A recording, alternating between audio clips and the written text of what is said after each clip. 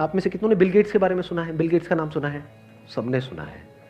उनके बारे में कहते हैं कि अगर उनका मान लो जेब से $100 का नोट गिर गया ना कहीं पर, $100 जो कितना हुआ 7,000 रुपए नियर अबाउट, अगर वो गिर गया ना, जितनी देर में वो झुक करके उठाएंगे ना, उससे ज्यादा का उनका नुकसान हो जाएगा, उससे ज्यादा का उनका टाइम खराब हो जाएगा।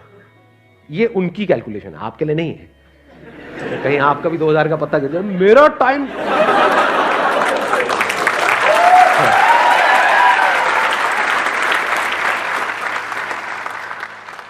तो अब कैलकुलेट करो कि एग्जैक्टली आपके टाइम की क्या वैल्यू है आज की डेट में, बेस्ड अपॉन के फ्यूचर में आप कहां पे हो।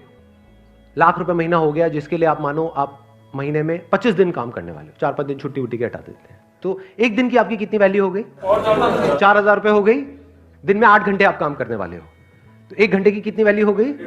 500 रुपए हो गई।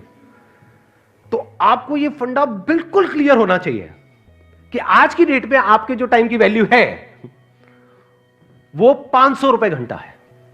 क्योंकि अगर ये क्लियर नहीं हुआ तो ये सब जो हम कैलकुलेशंस कर रहे हैं, ये जो लाख रुपए महीने की बातें हैं, ये सब हवा में है। एक्चुअल में आप वहां कभी पहुंच ही नहीं पाओगे अगर अपने टाइम को आज आप नहीं इस तरह से देख पा रहे हो तो। और ये मैं बात कर रहा हूं on a most conservative basis, in the sense कि मैं कह रहा हूं 500 रुपए घंटा आज की डेट में आपकी टाइम की वैल्यू है। लेकिन अगर आप सोचो अपने टाइम को इस तरह से नहीं यूज करते, यानी इतने कैपेबल नहीं बनते कि आपको लाख रुपए महीना आ सके, तो अगर आप पूरी लाइफ की कैलकुलेशन करो तो आपको कितने का नुकसान हो गया है? क्या सिर्फ लाख रुपए महीने का हुआ है? करोड़ों का नुकसान हो रहा है। क्योंकि आज जो आप इन्वेस्ट करोगे वही डिसाइड करेगा कि तब ये रिटर्न आएगी या नहीं आएगी।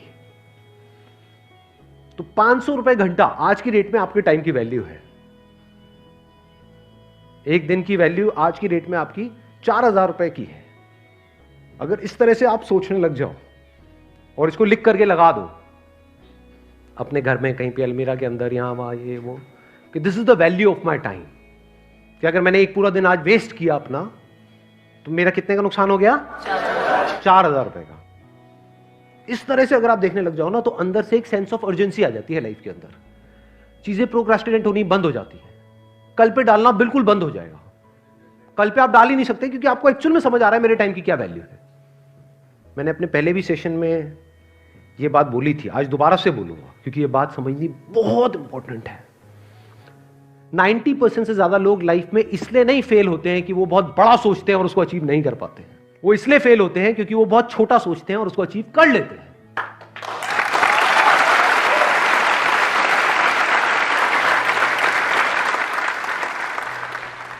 एक गरीब इंसान कैसे अपने जो है वक्त को भी और पैसे को भी, कैसे आपने बोल दिया कि हम ज्यादा पैसा खर्च करके अपने टाइम को बचा सकते हैं, लेकिन एक गरीब है, वो स्टूडेंट है और दिल्ली में रह करके पढ़ रहा है, उसके माँ बाप ज्यादा उसको नहीं कर पा रहे हैं, मतलब हेल्प नहीं कर पा रहे हैं उसकी, तो वो कैसे जो है अपने जो है टाइम को मैनेजमेंट करेगा और पैसों को साथ में लेकर के चलेगा?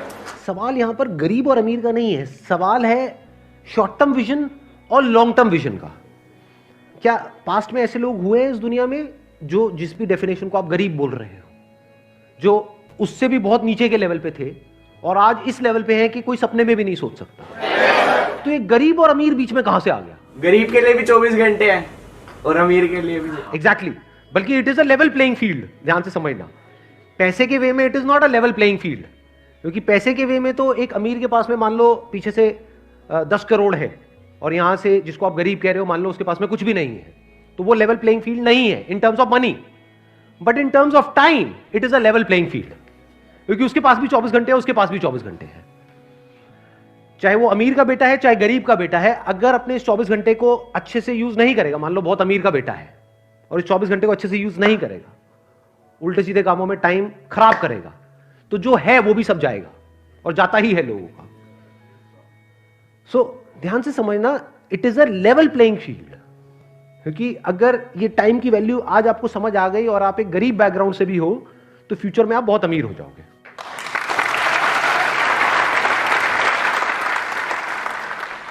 देखो ध्यान से समझो, मैं आपको थोड़ा सा फर्क बताता हूं, शायद आप समझ पाओ मेरी इस बात को। मैं पहले बिजनेस का एग्जांपल दूंगा, फिर टाइम में आपको एक्सप्लेन करूंगा क्या है। अगर कोई लॉन्ग टर्म विजन से बिजनेस कर रहा होगा वो क्या कहेगा? कहेगा मुझे इसकी परवाह नहीं है कि आज मार्केट में क्या हो रहा है, मुझे अपना एक ब्रांड बनाना है, जो ब्रांड 1 या 2 दिन में नहीं बनता है, जिसको बनने में 5 साल लगेंगे, उसके लिए मैं इतना इन्वेस्ट कर रहा हूं। एक बार मेरा ब्रांड बन गया और उस ब्रांड की रिकॉल वैल्यू है, तो ये जो मार्केट है जो एक्सट्रीमली कॉम्पिटिटिव है, जहां पे सब एक दूसरे से लड़ रहे हैं, मर रहे हैं, कट रहे हैं, और जहां पर मार्जिन ऑलमोस्ट जीरो हैं, एक बार मेरा ब्रांड बन गया तो मैं जिस रेट में चाहूंगा उस रेट में बेचूंगा अपने माल को। अब यही जो बात मैंने बिजनेस में बोली, इसको लगाओ टाइम के कॉन्सेप्ट में।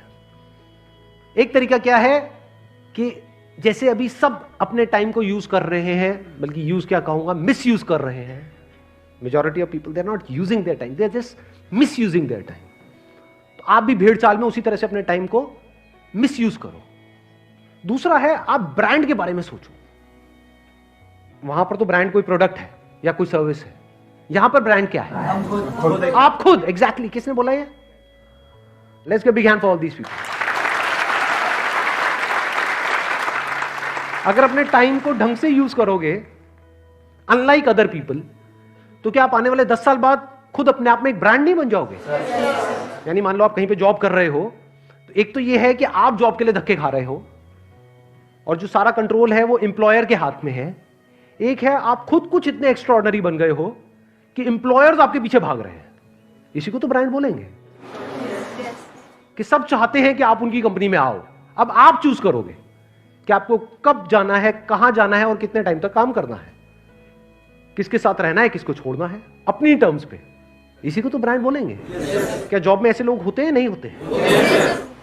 जिनको कंपनी चाहती है, जिनकी डिमांड ज्यादा है, ऐसे लोगों की सप्लाई कम है, उसी को तो ब्रांड बोलेंगे।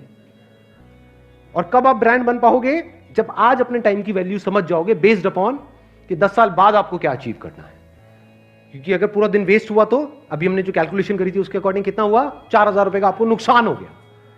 तो वो नुकसान आपको एक्चुअल में फील होना चाहिए। जब एक्चुअल में आपके 4000 का नुकसान होता है, मानो आपके पर्स में 4000 रुपए है और किसी ने पर्स मार लिया, कितने दिन तक याद रहता है? पूरी जिंदगी याद रहता है। उन्हें पोतों को बैठ करके कहानी सुना रहे होते हैं, जा रहा था बस में से वो निकाल लिया। सही कह रहा हूं, गलत कह रहा हूं? बट कितने दिन उन्होंने अपनी लाइफ में खराब करे, उसकी कोई कैलकुलेशन है? नहीं है। इसका मतलब क्या है? वो एक मीडियोकर इंसान है, वो विजनरी नहीं है। एक विजनरी में, यानी दूर की सोच रखने वाले में, और एक छोटी सोच वाले में, यही सबसे बड़ा फर्क होता है। तो आपके चाहने से कुछ नहीं होता है कि आप क्या चाहते हो कि अगले 10 साल बाद क्या होना चाहिए। होगा वही जो आप आज करोगे। और आज किसके बेस पे करोगे? जब ये टाइम की वैल्यू आपको अच्छे से समझ आ गई होगी। अब कितने लोगों को अच्छे से समझ आ गई है टाइम की वैल्यू? सबको आ गई है? यस और नो? यस और नो? यस और नो? क्रिएटिव थिंकिंग का मतलब ये नहीं कि कुछ नया करना है, तो नजर अलग चाहिए और दुनिया से नजर अलग चाहिए। सिर्फ नजर का खेल है। थिंकिंग मीन्स क्या? नजर ही तो है। किसी की नजर कहीं पर है, किसी की नजर कहीं पर है। जिसकी नजर जहां पर है उससे रिलेटेड उसके अंदर थॉट्स आते हैं, उससे रिलेटेड एक्शंस होते हैं। किसी की नजर कहीं और है तो उससे रिलेटेड थॉट्स आते हैं। तो वो थॉट्स ही ऐसे हैं, वो नजर ही ऐसी गलत जगह पर है कि उससे रिलेटेड गलत ही थॉट्स आने हैं और बंदा नीचे ही धसेगा। अगर नजर सही जगह पर है तो थॉट्स भी सही आने हैं और वो ऊपर उठेगा ही उठेगा। उसको दुनिया की कोई ताकत रोक ही नहीं सकती। समझ गए? तो अब देखो क्या होता है कि पहिए भी बन चुके थे हजारों साल पहले और ये बैग्स भी थे। एक बंदे ने दिमाग लगाया कि लोग हैं वो भारी भारी बैग्स उठा उठा करके जा रहे हैं, जिसकी वजह से उनकी कमर में दर्द हो रहा है। तो गाड़ी के जो पहिए थे उसको थोड़ा सा छोटा किया और बैग के नीचे लगा दिया और वो बंदा करोड़पति बन गया। ऐसे समझना होता है चीजों को। लोग ऐसे नहीं समझते हैं। लोग क्या करेंगे, मतलब एक बैग है तो उसको उठा उठा करके ढोए जा रहे हैं, ढोए जा रहे हैं, ढोए जा रहे हैं। ये नहीं दिमाग लगाएंगे कि क्या कोई और सोल्यूशन भी है। सोचो ना, हो सकता है उस बंदे को खुद को ये प्रॉब्लम आई हो कि मैं ये भारी बैग उठा करके लेके जा रहा हूं, तो उसने दिमाग लगाया हो कि मेरी ये प्रॉब्लम कैसे सॉल्व होगी, तो उसका दिमाग चल गया। और लोग क्या कर रहे थे, वैसा कुछ सोच ही नहीं रहे थे। सब ऐसे ही चलते हैं बैग उठा करके, ऐसे ही चलना पड़ता है, दुनिया ऐसे ही चलती है तो मैं भी ऐसे ही चलूंगा। कितना भी भारी हो मुझे चलते रहना है, मुझे हार नहीं माननी है, मुझे लगे रहना है खच्चरों की तरह। चाहे इस बैग को ऐसे पकड़ूं चाहे सर पे रखूं, लेकिन मैं तो चलता ही रहूंगा मरते दम तक, क्योंकि पूरी दुनिया ऐसे ही चल रही थी, चल रही है और ऐसे ही चलती रहेगी। ऐसी सोच किसकी है? अनसक्सेसफुल लोग, थके हुए लोग। और जो क्रिएटिव लोग होते हैं उनकी सोच क्या है? वो बोलते हैं ऐसी कोई दुनिया में प्रॉब्लम है ही नहीं जिसका कोई सोल्यूशन ना हो। If there is a problem there has to be a solution. बस उनकी सोच इतनी सी अलग है कि प्रॉब्लम क्या है, मुझे भारी उठा करके चलो, इसका सॉल्यूशन क्या है पता नहीं। पहला तो थॉट यही आएगा ना माइंड में, पता नहीं। लेकिन जो अनसक्सेसफुल लोग होंगे वो क्या करेंगे, वो वहीं पे रुक जाएंगे, पता नहीं, ना मुझे पता है ना किसी और को पता है, पता होता तो इसका सॉल्यूशन निकल गया होता। लेकिन जो क्रिएटिव लोग हैं वो क्या करेंगे, मुझे पता नहीं है लेकिन मुझे पता लगाना है, कैसे होगा कैसे होगा कैसे होगा कैसे। ध्यान से समझना क्या हो रहा है। क्रिएटिव थिंकिंग का एसेंस क्या है अगर फोकस नहीं है तो? फोकस कहां पर, प्रॉब्लम के ऊपर। प्रॉब्लम में ही सॉल्यूशन होता है।